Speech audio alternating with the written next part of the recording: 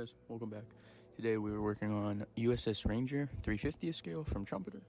And to start out, we are cutting some, I don't remember what the gauge of styrene is, but I saw this photo from the stern of the ship, and it had all these pipes and these canisters. Later found out that they came in the kit, but I tried to make them. I thought the canisters came out poorly, but I thought the pipes were a good representation. For the bend that you see in them, I just heated up with a lighter and then quickly bent it. Nothing too complex.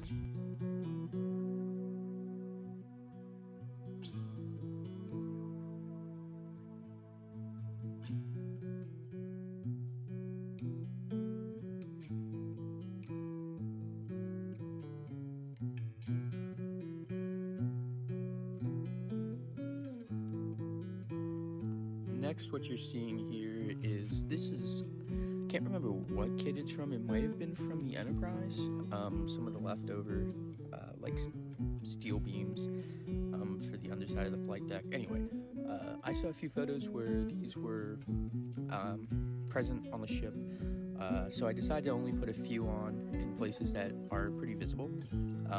They really got lost, and I didn't end up having enough, nor did I really find any of these perforated beams, so I just decided to not add any more, but I think it would be a really cool detail. With this kit, I tried to do a little bit more detail than I usually do, just like the smaller stuff. I wanted this to be kind of like a trial build for a lot of things, so I tried on the all some plating, which I think came out mostly okay. I tried different forms of weathering on it, just tried a whole bunch of different stuff I don't normally do. So I thought this would be a pretty good test bed for it.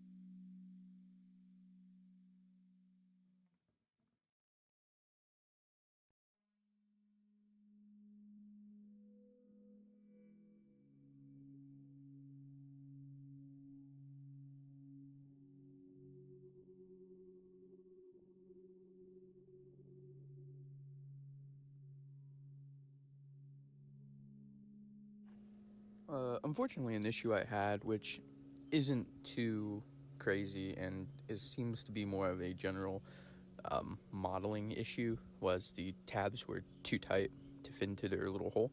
But that wasn't that difficult, just had to cut them away.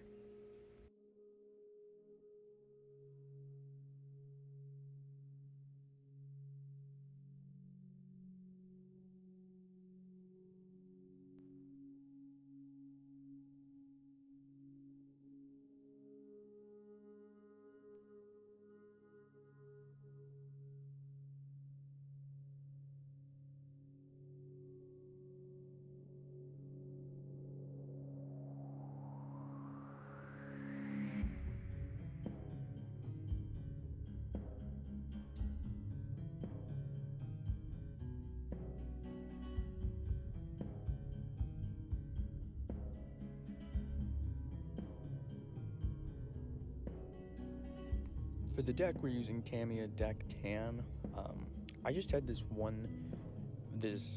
like realization one day of how I should do it, how I should do weather decks, and it's basically just do a coat normally thinned of your base paint of the wood, and then do a super thin coat of whatever the deck stain was. In this case, it was XF17, I think, which is medium blue.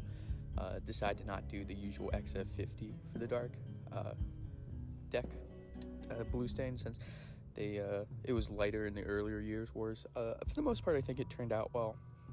In part two, I'm gonna get back to it. I'm gonna mask off a few areas and change up the deck color a little bit, because I think it's still a little too uniform.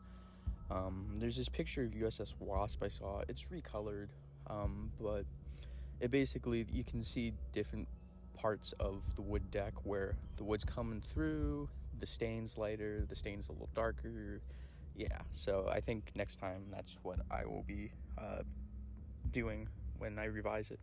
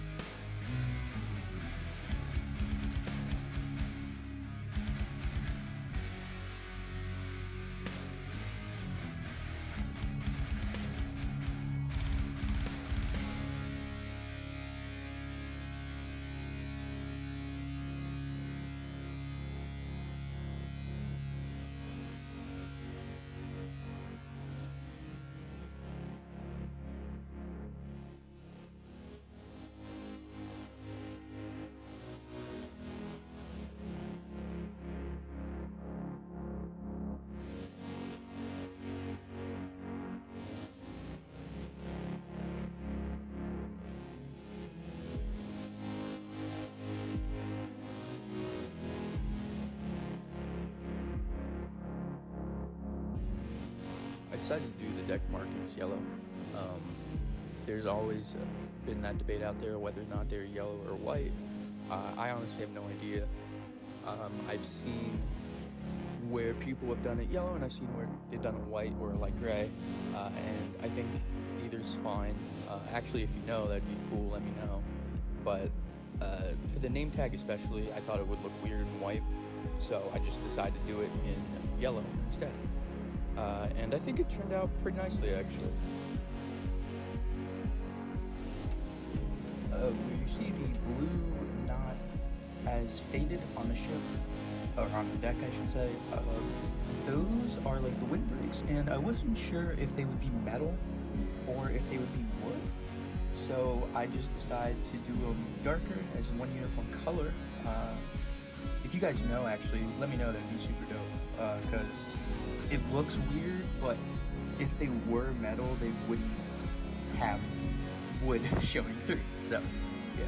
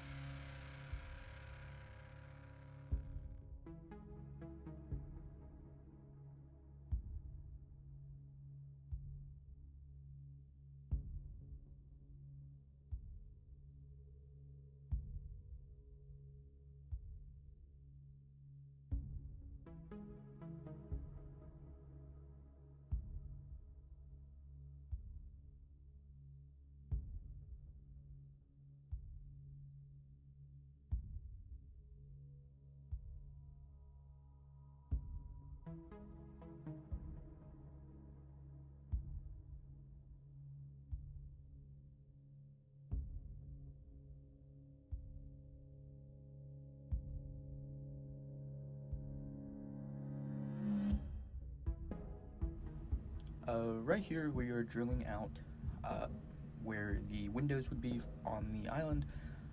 I just kind of thought it would look cool, and it would if I did it correctly. The Dremel didn't make it look great.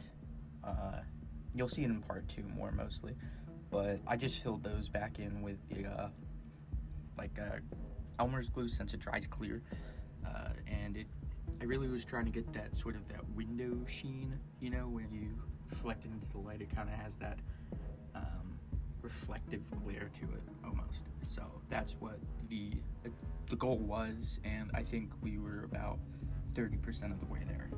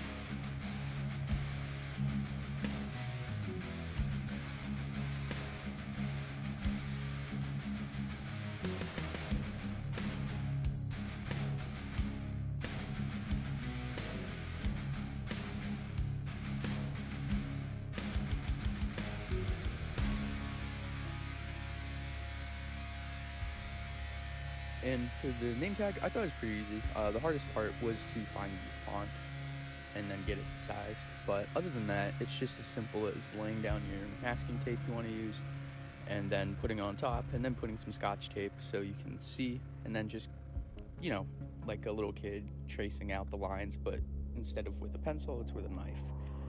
And I just did that, and it made a great stencil, and yeah, it's really not that hard.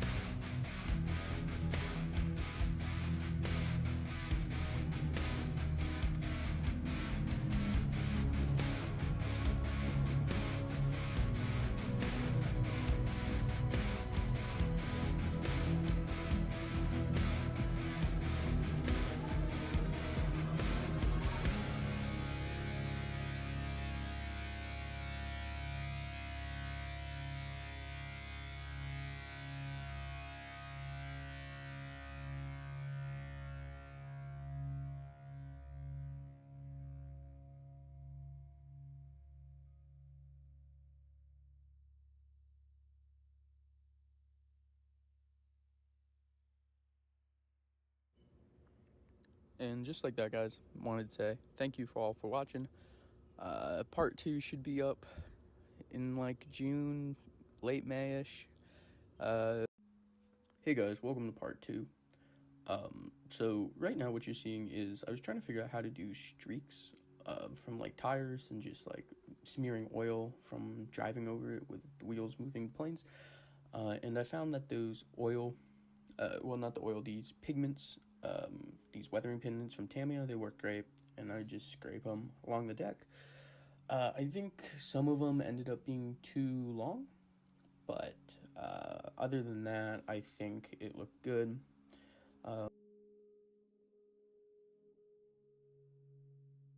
If you see the little tab on the life raft still, it's just I thought it'd be easier since it overhung a little bit. Um, I thought it'd be easier to leave it on so that way it could use gravity to hold it down as it glued, because when I did this kit previously, I remember those being a little bit difficult to do. I have to say, with building this and looking at the San Francisco kit, Trumpeter's come a long way in terms of their styrene detail. These 5-inch guns are leagues better in comparison, and it's pretty impressive. Even these 1.1 inch, these are off of Lexington. They're not bad looking, they're big though, and their new 1.1 inch are much better.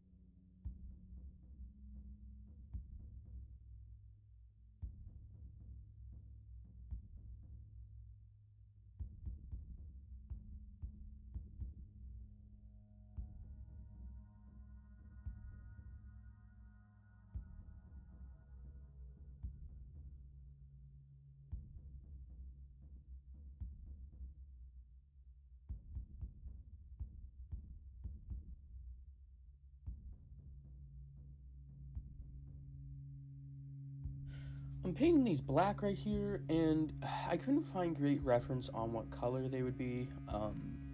Some the ones that still survive post-war, some were black and some were gray. I think the black here is too pronounced, and I think I would have been better going off with a really dark gray, like a gray that looks black, but once you put it up to black, it's gray, type gray. I would have, for future reference, do put the 5-inch on first before the flight deck. Not just right here on all of the 5-inch guns. I found it really difficult to seat them properly on their peg with that deck in the way. One thing I learned too, and really there's no documentation on Ranger, it's just photos on what they changed. They had a crane right here. It does unfortunately not look like the other one on the ship, but it should suffice.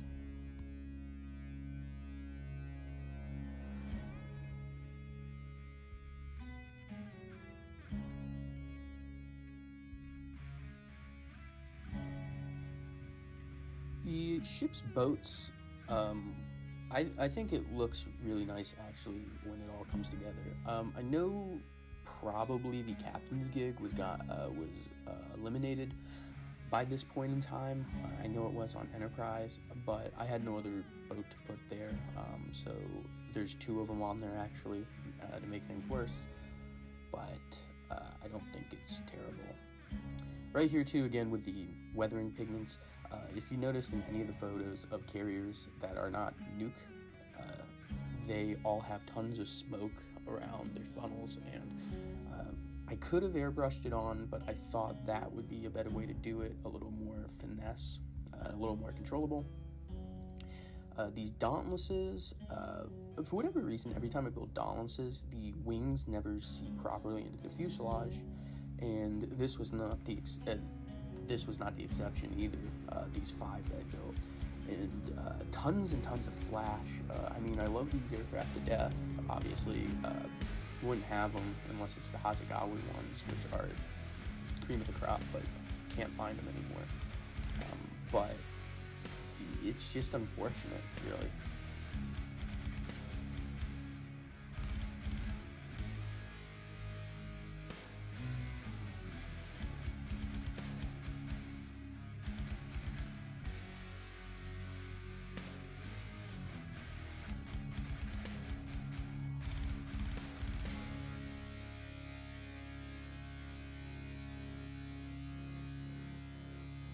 I'm probably the only one bothered by this, but the landing gear on Trumpeter's F4 is less than accurate. I always thought that it made the Wildcats look too tall too.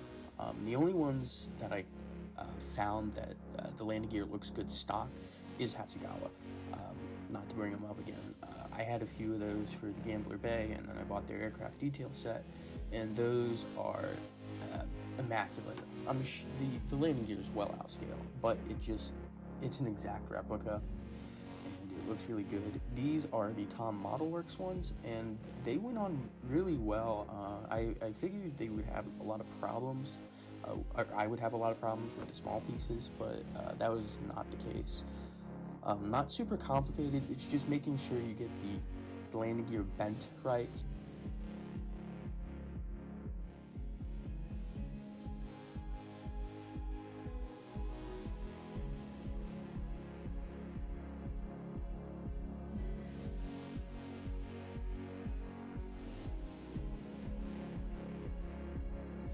These are the little pieces I'm talking about. Unfortunately, it's not in focus, partially because of how small it is, but these are just those little, I guess they're pistons or some sort of actuator that go straight down from inside the wheel housing to the wheel itself, and what you see me fold there, that's just those doors.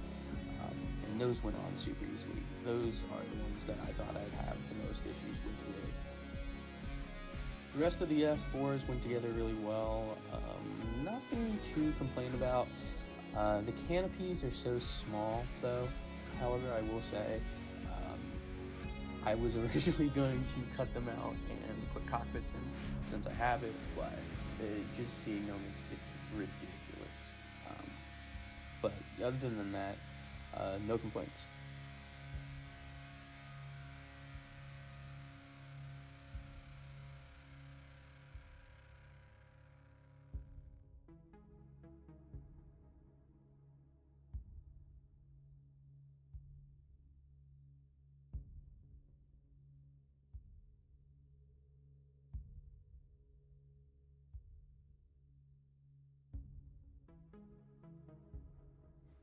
I started off with a black base because I wanted to give these some depth. I found that when I've been working on these aircraft, if I just do the coat, the top coat, it never looks, they look too toyish.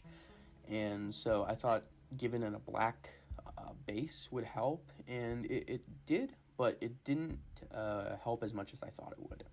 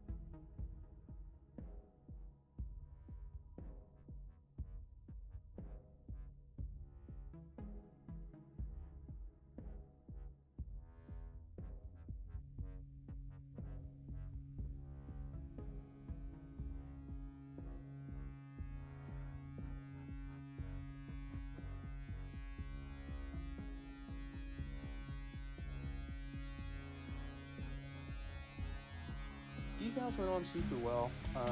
I should have used the ones that came with Enterprise. Those look much better for some reason.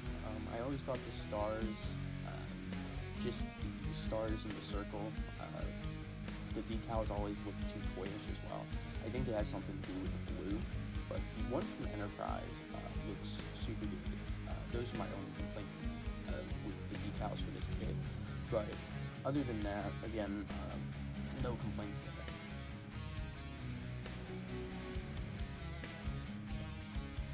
This is a fighter that I found a photo of a few times.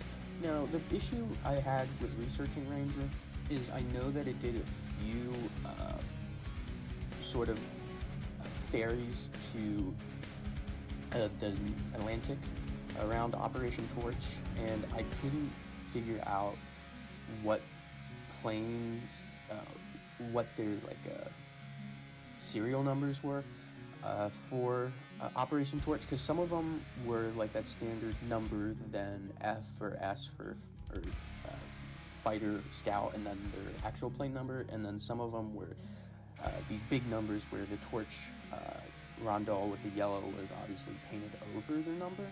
So I'm not sure, so I decided to do a few, or one with big numbers and then two with the standard serial number, for lack of a better word.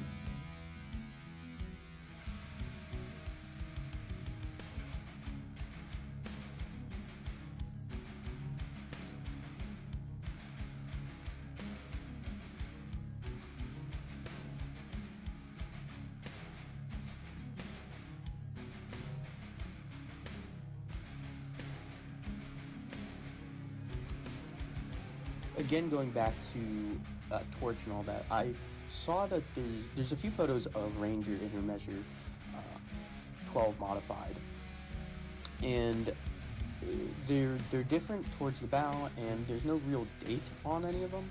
I'm not sure. Well, I know for sure they're all around Torch, but I'm not sure when exactly it would look like this one or that one. Also, if you take a look, the deck is shiny. For whatever reason, when I sprayed a flat coat, some of it's remained somewhat satin or semi-gloss even, and others went flat. I'm not sure about that. I gave it a few good coats to see if it could go over and just flattened out. It never did though, so I don't know what to make of that. If you guys know, let me know. Okay, guys, and that's it. This kit, honestly, one of Trumpeter's best, easily. The only real problems I had with it is if you take a look at the AA guns, they have no shields on them. I mean, I can live with it if you can, but the shield itself was so flimsy. If you can picture the normal Oerlikon shield, kind of like a field goal post, it was like that, but the thing in the middle was just held on by two little pieces of the photo etch. And so when you bent it, you had like one bend, and if you didn't, it would break. But other than that, everything went together super well. The the smokestacks were a bit finicky to work with, but they could be done. But yeah, other than that, I thought this kit turned out super nice. I'm super happy with it, really, for the most part. And I'll see you guys in the next video, and peace.